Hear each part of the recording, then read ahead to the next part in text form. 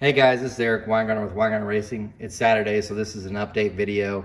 Usually they're pretty short, 3 to 5 minutes. May go a little bit longer depending on what all stuff I talk about. But usually I just update what's going on with the racing as far as the truck goes or any future videos that are coming up.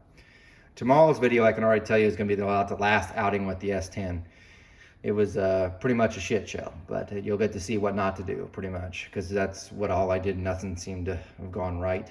It did run its quickest times, but you'll see. Anyway, why is this carburetor here?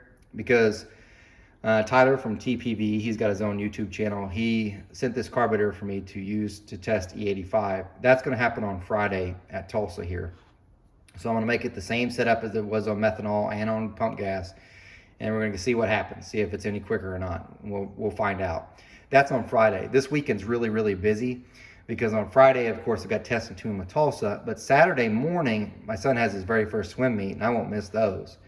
But after that's over, I have to unload the truck, load up the Camaro. Then I'm going to drive from Broken Arrow, Oklahoma, that's where I'm at, which is a suburb of Tulsa.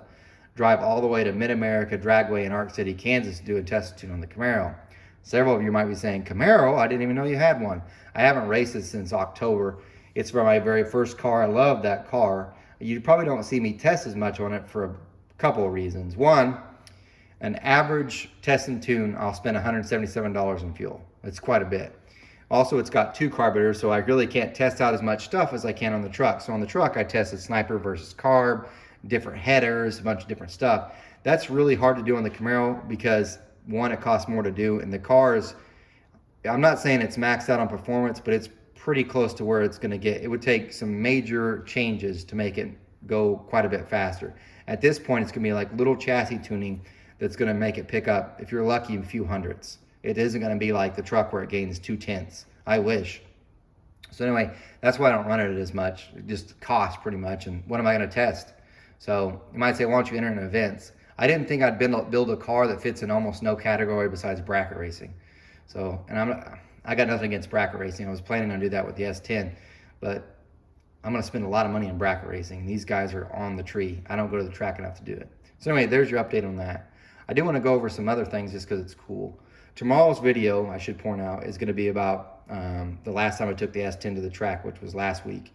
It was a shit show, so you're going to find out what not to do. Even though it ran its quickest time ever, it's pretty much what not to do. I'll just tell you. Anyway, that's tomorrow. Later this Wednesday, I think I'm going to make a video for the that Canid valve small block Chevy head. I've had it for a while, and I've even done some recording. I just haven't put it all together to make a video. So that's Wednesday. You're not going to get an update next week because obviously I will be busy driving the truck or Camaro or going to the drag strips. So, but I've got other stuff to talk about. There was an update, so this is kind of interesting. So, several people had said, hey, you know this Jegs parts washer you got? They're like, hey man, that's amazing, but it won't work with solvent. And I was like, whatever, because this is a Harbor Freight one, parts washer. And I put solvent in it from day one, and it works fine. The pump never had an issue. So I put solvent in that one, or actually mineral spirits, because that's what Tony gave as a bad trade, but whatever. Put it in there, worked one time. Next time I'm going to use it, it doesn't work. This is the pump that's in it, and it does not work. So for the viewer or viewers who said, that won't work with solvent, you are absolutely correct. It will work one time, which was weird is I took it apart and I got it to work, and then as soon as I put it back in the machine, it wouldn't work. So I got this. This is from Crystal Clean. I actually think this is pretty cool. It's not cheap though.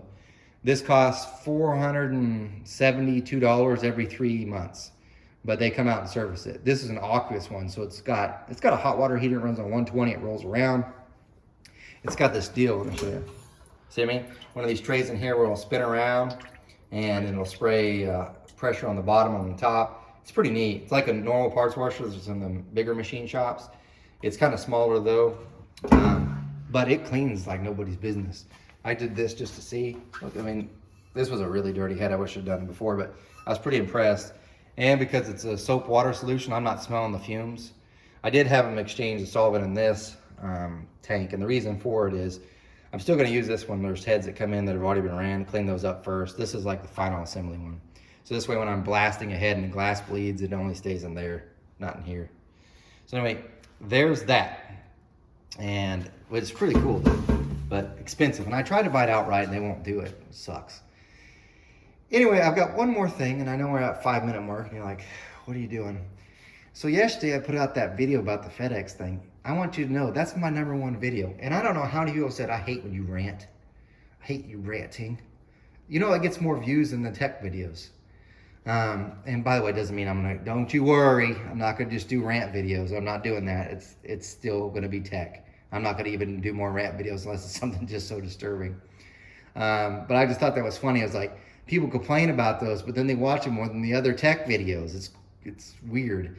Several people have mentioned some different comments in there, and I want to go through them just really, really quick. One of them is like, you shouldn't have put an 87-pound thing in the box. Cardboard boxes shouldn't support 87 pounds. Let me go over here real quick. So this is how Brodix does their big block heads are in singles. Well, anyway, they had an 87-pound 2 heads in that box. That box was sturdy. What you saw was what was left of the packing that was inside. Several people are like, it needs to survive. And I've no joke, FedEx or whoever works said it needs to survive an 8-foot drop. Where in the literature does it ever say a package has to support an 8-foot drop or a 6-foot drop or a 3-foot drop? I haven't found it, because if it ever said it, I'd be like, screw you, you can go to hell. And also you're like, you should never ship something that's 87 pounds. If that's the case, then why do you charge me more for shipping with a heavier weight? Because they do. So in my opinion, if I'm paying more because it weighs more, you should take the same care as you would for a box that weighs 12 pounds. So that to me is just absolute horse shit. I never want to hear that. So all that does, if you're saying that and you're working trying to justify that they didn't package right because it couldn't survive an 8-foot drop, that's just absolutely ridiculous. That's beyond ridiculous. And besides, in that video, the head just wasn't dropped, it was dragged. So where's that in the literature? I doesn't support that. And several of you are like, well, what you need to do is put a piece of not cardboard, but plywood at the bottom and bolt the heads to it. You know who does that? AFR. See that box there? It weighs 97 pounds. Somebody's like, oh, that's too much. You wanna know why it weighs 97 pounds? Because at the bottom, there's a piece of cardboard that the heads are actually bolted to.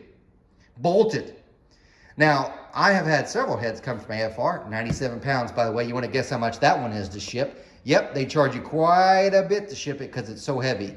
I have had heads come from AFR where the cardboard's gone and the only thing left is the wood. And you're like, so it worked, didn't it? It bent the bolts holding the heads to the plywood. That's how hard they got hit. So, to me, also horse shit.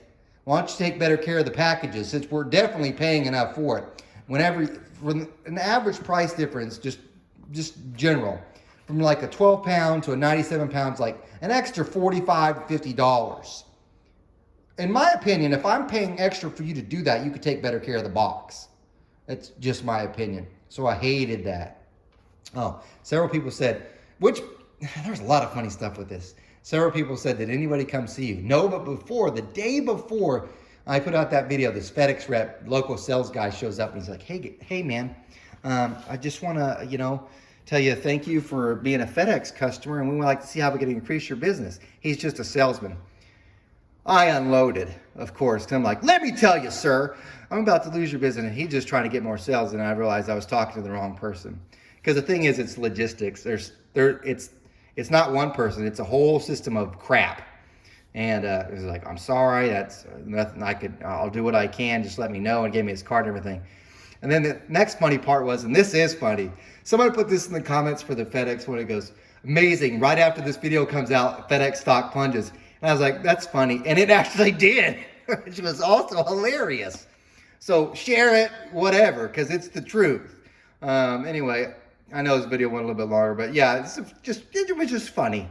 So I won't do it if you're worried, like, oh, great, more rants. No, I promise. It's all tech stuff as much as I can. But anyway, you guys take care. Have a great weekend. Anyway, see ya.